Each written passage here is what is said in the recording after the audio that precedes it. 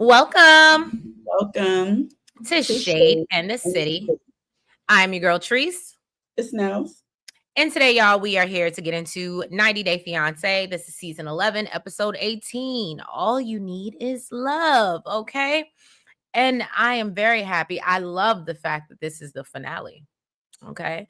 And that we only have, hopefully, only 2 parts to this tell-all. But I know y'all gonna play in my face and make it 3, but that's okay. When you see bring in extra people, you know it's gonna go longer than 2. Right. But at least we done here, okay? So yeah, y'all, if you have not already, please make sure that you've hit that like button. And that subscribe button. And y'all, let's jump right into it. And let's get shady.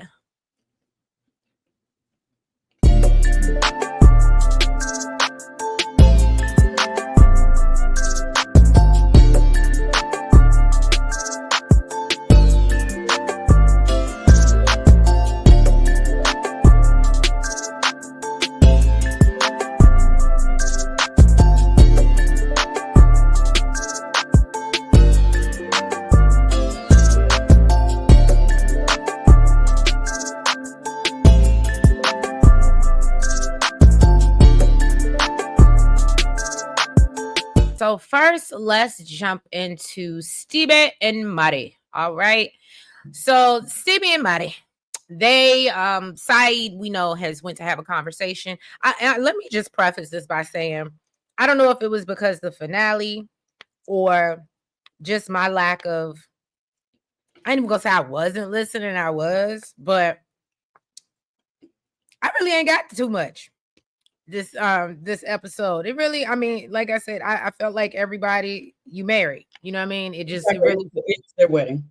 right. It really wasn't that much to give. So this is probably gonna be real short in my opinion. But anyway, we know Saeed done went to have a conversation with Stevi, and he's explaining that, look, I ain't mean to upset you in any type of way. I was just looking out for both of your best interests, but obviously Madhi. He assures her, and he's like, oh, and so she's like, okay, thank you for saying that. And he's like, okay, cool. Can I get a hug? And she's like, nah, we can fist pump, okay? And so then Claire comes back into the room and she tells her, I will say I appreciated Stevi for this, like looking outside herself. And she was like, you know what? I can't be upset that, Saeed has his concerns because my friends had their concerns as well. Now, they may not have came and directly addressed you about them in your face like that.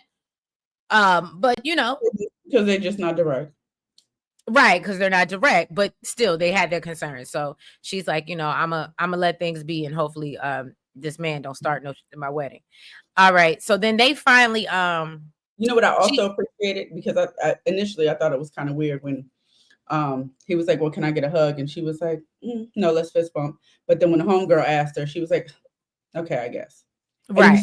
And she asked. So it's clearly not just a thing that, or it gave me the impression, a thing that Stevie's just like open to physical touch like that. Got you. Okay. I didn't even spot that. Good catch. So we see her, she puts on her dress that looks like it ain't gonna zip up, but once they finally do get it zip up, it actually looks better than the dress that she had. It was much better than the dress she had. So Claire gets all emotional when she sees Stevi in her dress, and Stevie's just happy that everything came together for the two. So Madhi is happening to wear a tie for the first time, which I thought was interesting because apparently that's just very American over there in Iran, and they don't do that. Okay. And so I love when he walks into the wedding. I absolutely loved that she had set up, and I'm probably gonna mess this up. She set up a half synth. Is it called? Half synth. Yes, I think that's what it is. But it's 7 things that start with S. And he thoughtful. Oh, okay. But it was really beautiful, and you could tell that like it was native to his, culture. And so he says that it was almost Persian New Year. Yes, he said it was almost Persian New Year. And so that meant a lot to him, and he actually gets a little emotional because he's so touched, and I really did think that was super sweet and thoughtful of her. So then Saeed is there to like comfort him. He's like, all right, man, pull it together. You know what I'm saying? I know it's sweet, okay, man up. So then Stevi gets there, and they share a sweet moment with her dad before she walked down the aisle. And she says that, she can't wait. She can't get down the aisle fast enough. She can't wait to get to Madhi. Okay. So she gets emotional and says basically she really thought that the odds were against them because, you know, when they had first applied for this whole K1 visa situation, she had looked up the acceptance rate from people, you know, from his area or whatever, from his country. And basically it wasn't very good. But obviously everything worked out for them. And literally my notes say, and then they get married. And then I don't have anything else. Yeah. So yeah, let's move on to Shekinah and Sarper. I will say I really like Shekinah's dress. I was here for it. I liked her hair and her dress. I think y'all would have been mad at me because I would have tried. I mean, I might not wore it to walk down the aisle, but I damn sure would have tried to pull it off at the reception. Everybody would have saw my. I think she was right. It did fit the aesthetic that she was going for the bedwetting because it was kind of lingerie-esque looking. So I think she was on brand with that. So what are you trying to say? I'm just saying because you heard what I just said. That I would wear it to a reception. I said what I said. All right, go ahead. So it is Sarper and Shekinah's wedding day. They're both satisfied with how the room turned out. I actually thought it was really pretty too. It did turn much better for what we thought. Yeah. I thought it was nice for honeymoon suite. Apparently the night before though, Sarper had a nightmare to the point where he screamed out something in Turkish. But she said that this has been going on for a week leading up to the wedding. So of course she's worried that there's something about the wedding. And he said, you know, he is still nervous, but regardless, it doesn't matter. He's scared of something and he's still going to do it. And she told him, it's not like I'm going to turn into a monster tomorrow just because you married me today. So after he left the room, her cousin Courtney came in just to check on things, and Shekinah is getting her hair done while Sarper is still stressing about the trust in the relationship.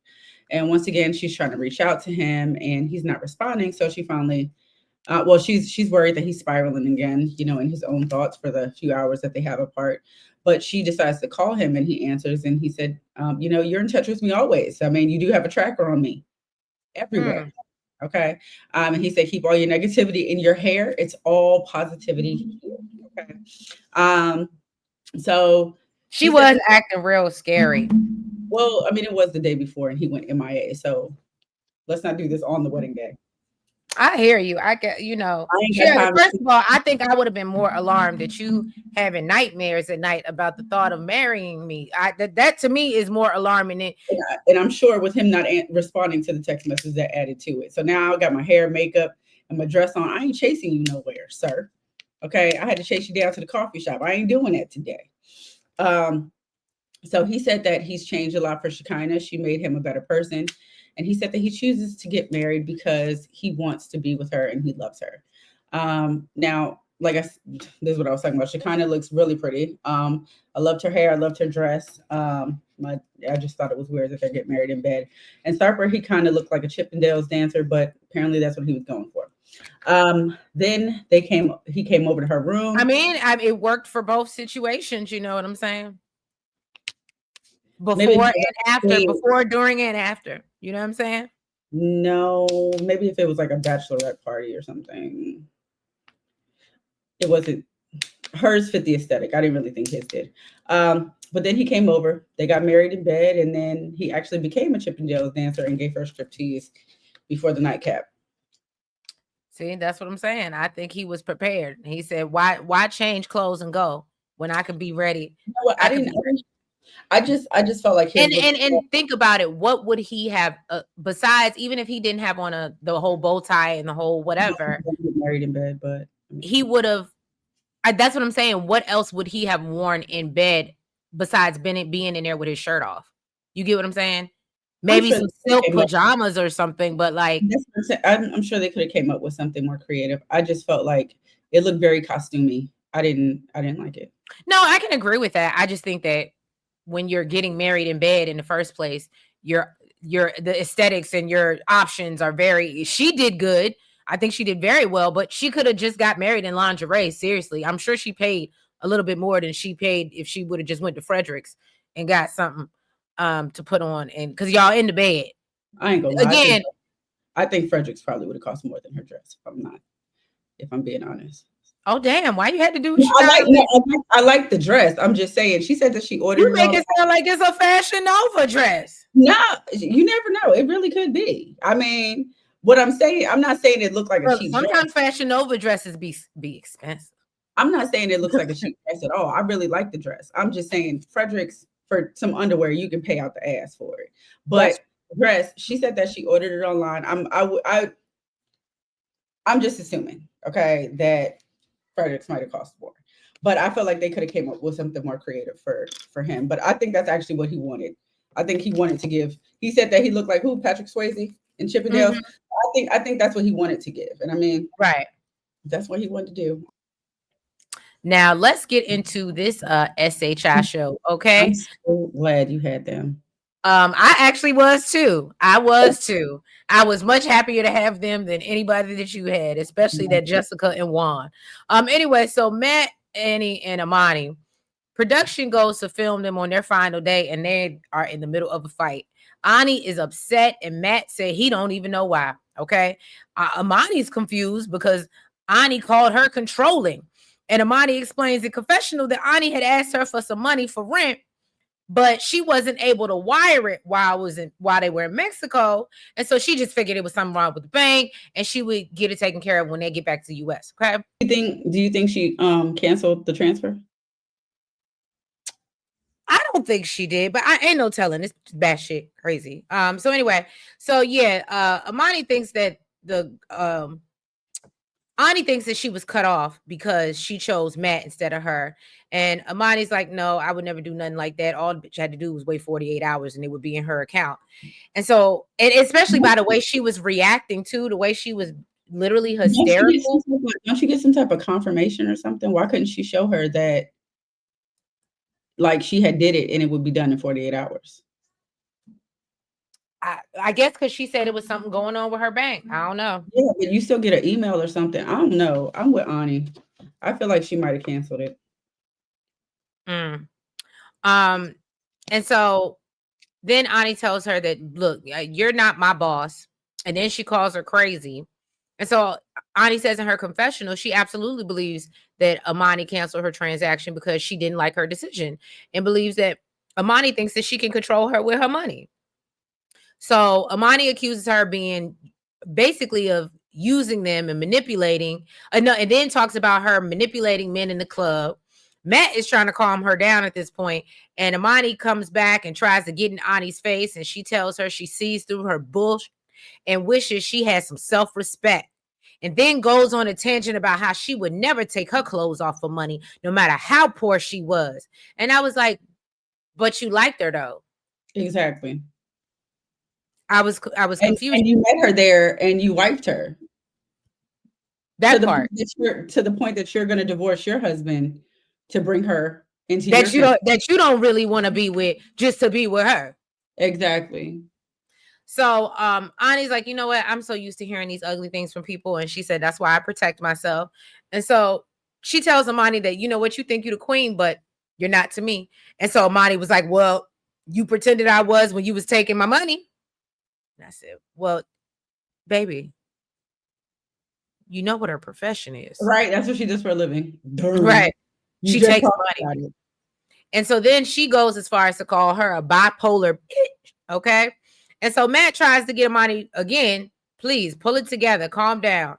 And so Ani said, I'm concerned that going to the US, especially since I can't work for a while and I am not trying to be dependent on them for money, because even if I marry Matt, clearly this bitch is the one in charge. All right.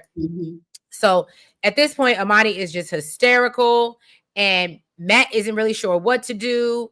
And so they get to the airport and Amani is trying to like give her a little last please. And she's like, thank you for, opening up and allowing us to meet your family. And, I apologize if I'm not the person that you wanted. Ani ain't really trying to hear nothing she has to say and tells Amani, there's many things that I don't like about you. I said, damn. And then Ani's like, all right. And then tells her that she needs to go see a psychologist. And that she don't need this because Amani's just too stressful for her. And so then, of course, Amani is just inconsolable at this point. and asking why Ani doesn't want to love her. Any thoughts? I told you what I think. Oh, I think she did cancel it, because if it was done, even if it was processing something, there would have been something to show. Yo, you tripping? I did do it. It is like, and for her to just come up and say she canceled it. She didn't think that the whole time after she said, you know what, I want to marry Matt. But overnight, she said it was canceled. I think that she got some type of news or saw something that it was canceled. Otherwise, if somebody said you canceled it, you're going to show them, no, you just didn't get it yet, but it's processing. And here it is. I can show it to you. You can show your bank. You can show an email, something. I hear what you're saying, but I also think that, just my opinion, I think that a lot of the storyline is just fabricated anyway. I just don't believe they ever had any intentions of marrying her or taking her anywhere. Like they're gonna tell us that, and that's what they're gonna try to sell us. And okay, that's what we can go with. But realistically, I don't think that. And so if she did cut it off, it's because literally they were just playing with her while they were in the islands or in Mexico, and then they're gonna go back home and act like a regular married couple. Well, then don't act innocent. Oh, I don't know why she's upset. After I just wasted all my freaking time with you and I still got bills to pay. Right. Well, she's upset because I think she really wants to be with a woman. That's what I think that really is about. Well, then you still got to pay my bills, whether this is for a storyline or not. All right. So next up is Juan and Jessica. So it's their wedding day. Jessica said Juan is moving slow as hell, and she needs him to get up and get his vows done. He said he's a good writer, but he hates writing. He took his sweet time. Child, did he? But he still did a good job. Ooh, Bless you. Okay. Thank you. He said he's going to do it because it's part of the wedding, but he's definitely not going to enjoy it. And now the pressure is on because Jessica told him that she did 6 pages. And he's like, what the hell? I thought we was doing 2.5. So he's like, what am I going to come up with?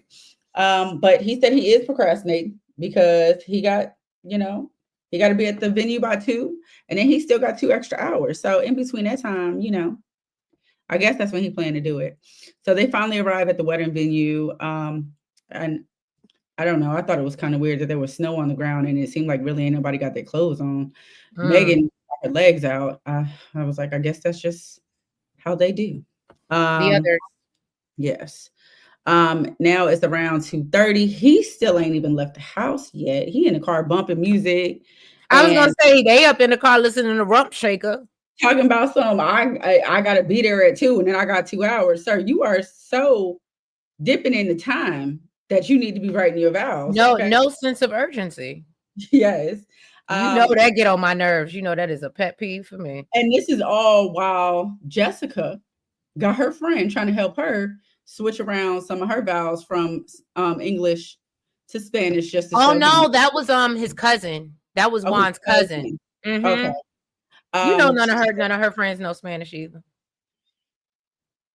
Oh yeah, what the dude? One of them like said "hola" or something. Yeah. So yeah, just to show him that his culture is really important to her. I thought this was super sweet. This is the one thing that I did like about it. Even if she sounded terrible and sounded like a complete gringo, I absolutely enjoyed it. And this is why Juan is in the next room and needs to be reminded of his vows. And making jokes, talking about mi esposa means my wife, and mis esposas means handcuffs. That's just, I thought it was kind of funny too, though. I did think that was funny because basically that's what you do. You getting handcuffed for life. For life. So it's time for the wedding to begin, and Juan has his 2 mom's older sisters walking him down to the altar. He said if his mom was there, she'd be the one walking him, but he lost her a couple years ago. He said she met Jessica, but never got a chance to meet his son. So his aunt's being there is extra special. Once again, I am still confused about the weather because I see spaghetti straps, nose straps, blankets. I'm confused. Some of them cold, some of them hot. I don't know. So they both make it down to the altar. Juan starts his vows, and he did it in English and in Spanish to accommodate both parties. And you would have really thought that he took his time the way Yeah, because it was his thoughtful, vows but I was like, he even got emotional, and you know what he said? That I'm a good writer. I just don't like to do it. So, and well, then for she me, it came off more genuine because it did seem like because he had such little time to write. Like obviously basically I feel like a lot of what he wrote, instead of it being like rehearsed or like it days ahead, it was literally like I'm doing this off the dome. I just have it on paper. mm-hmm. And I think to me that would have meant more to me because it's like genuine.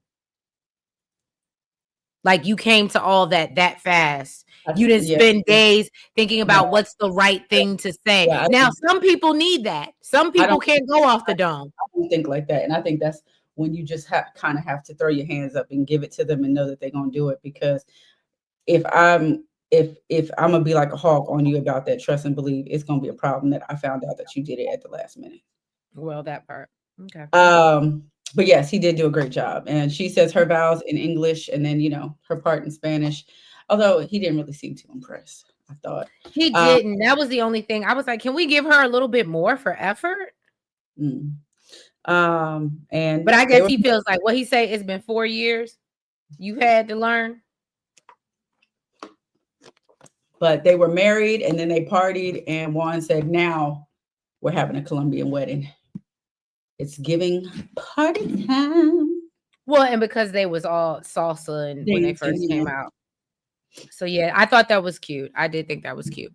All right, let's move on to Mark and Mina. I literally have about all of 3 sentences for them. So Mina's getting ready for the wedding, and I don't know why this young lady did this to her hair, but we'll get into that. And she's still sad about Clayton not being there. That was a helmet, ma'am. That was a helmet, and I'm really mad that they did her like that because the lace just was not lacing. So anyway, he has a photo of Clayton because we know he's not there. He's ready. And so Mark goes to get ready, almost leaves the photo, which that probably would have pissed me off. But in the process, I guess he's so nervous, he cuts himself while shaving. Then he goes to the venue where he meets up with Jordan. And he explains to her that, once you get to know Mia, you'll realize that, she's in it for the long haul. And so Jordan says in her confessional that her concerns were put to ease since Mina decided to sign the prenup. So Mina comes down the aisle looking a mess. I'm sorry. They get married. Her makeup was good. Okay, yeah. I'm not gonna comment on that. Clayton is watching, and then they leave and exit on a seaplane. They head to the reception. Jordan says she thinks that, she has a better vibe of Mina now, and admits that, she would still be upset if they decided to have more children in the future. And that's when 90 Days plays in our face, and Mina jokes with Mark that she's pregnant, but she's not. And yeah, that's why I have all of, like I said, 4 sentences for them. Right. Now, this to me was, I think, the best, like the meat and potatoes, even though it was a small piece. Yeah, because Shawn did not. No, I thought it was Amani and Ani and Matt. Well, yes, that too. But this, I don't know. I was actually more interested to see how this played out because he ain't playing with her. I don't think he's ever been playing with her. To me, it was giving the same energy from the very beginning. So the day after the wedding, Shawn and Alliya went to have a conversation. She said that, she's tired after staying up waiting for his mom to get home from the hospital. Apparently she got home around 12:30 or 1. And luckily she didn't break a hip, but she tore ligaments on both sides of her foot. So they had to help her inside the house. He said right after that, they went to bed and slept in separate bedrooms. So she asked him how he's feeling with everything. And he said, I wonder, was that his decision or her decision? Whose decision? Whether they slept in separate bedrooms. Girl, he didn't want to say 2 words to that woman. I'm sure. Okay. I was just asking. It was because I wondered if Alliya, because I would feel shitty. And I understand you might not want to talk to me, but on the night of our wedding and you really don't want to talk to me, like I would feel like crap. I would feel like I need to go get an annulment the next day. Just but me. normally you try to make up for it. So, she asked him how he was feeling with everything, and he said to him it felt selfish. He said that, his mom was there after she hurt herself and there was no bride for 2 hours. He told her she took all of the joy out of it for him. He said the lack of consideration for his mom is pissing him off just as much as her lateness. And he said, maybe, you should have just left your dress and came and checked on my mom. And she said she didn't know his mom was there. She said that Jackie told her that his mom fell, but she didn't know exactly what happened. He was like, okay, well, I got a cell phone. You got a phone. You ain't ever called me to find out, what was going on. You was just there lollygagging with Jackie, wasting 2 hours. So she said, you know what? I couldn't even say nothing. Like literally the whole time he was talking, I was sitting there and I was like, yep, yep, yep. He didn't even talk about the other guests either, how they're sitting outside in that heat for unnecessary amount of time. Right. So she said that she was kind of frozen inside and feeling lost. And she said that she saw that he wasn't appreciating the day because everything that was going on, and it was disappointing. That I ain't even gonna hold you. If in this moment, for me, if I were Shawn, this would have been it.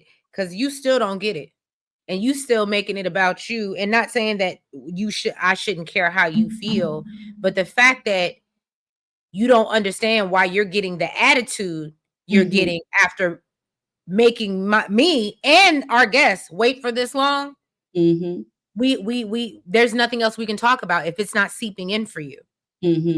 But I mean, that also goes back to the fact that she is a lot younger. You know what? I think even if she would have called him and said, hey, I need a little bit more time. Can you just bring the guests in and have them wait? So at least so they're waiting in AC or something. Right. Like, I think that would have been even a little bit better. But you really do have everybody sitting outside in this hot heat, and his mom already in pain, now uncomfortable with the heat as well. Yes. So, he said it's feeling like nobody's time is more important than yours. I don't know if he's gonna be able to deal with that. Well, he said, I'm not going to be able to continue to love you if you're going to continue to make me feel like you're being selfish. You're selfish. Yeah. She apologized for making him feel that way and everything that happened with his mom. He said, there's 2 things you need to know about me. I'm super generous, but the people that I do things for, when they do something to hurt me or take advantage, I have to remove myself from them. And he said, these things make me go, maybe I need to push myself away from you, push you away and save myself.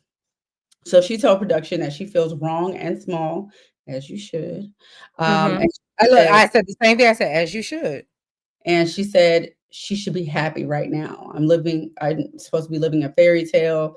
And she said she dreamed about this all differently, and it makes her feel uncertain about their future. But she said that she blames herself. She should. How old is she again? I don't know, but I think that's part of the problem too. I think so too, because really, even in this moment, even when she made that last little statement, she was like, "Well, this should have been a happy day for me," and I can at least give her accountability for saying it's my fault. But still, I think she's in her 20s, or maybe early 30s. I think she's in her 20s, and he's like 50 something. I'm sure there's like a 20-year age. I think his kids are older than her. I don't know if you can excuse that though, if it's really actually selfishness. I think that's just something that stays with you regardless to your age. Well, that's that. All right, y'all. Well, y'all dropped out in comments. Let us know what y'all thought about this episode. If you guys have not already, please make sure you hit that like button. Make sure you comment. Make sure that you subscribe. And you hit the notification bell. And make sure you're following us on all the platforms. That's the Blue Sky, IG, the TikTok, and the Facebook. And we will catch you next week for the first part of the tell-all. Okay? I'm sure y'all. Because I'm sure it's one of 3. All right, y'all. But y'all be good. Bye-bye.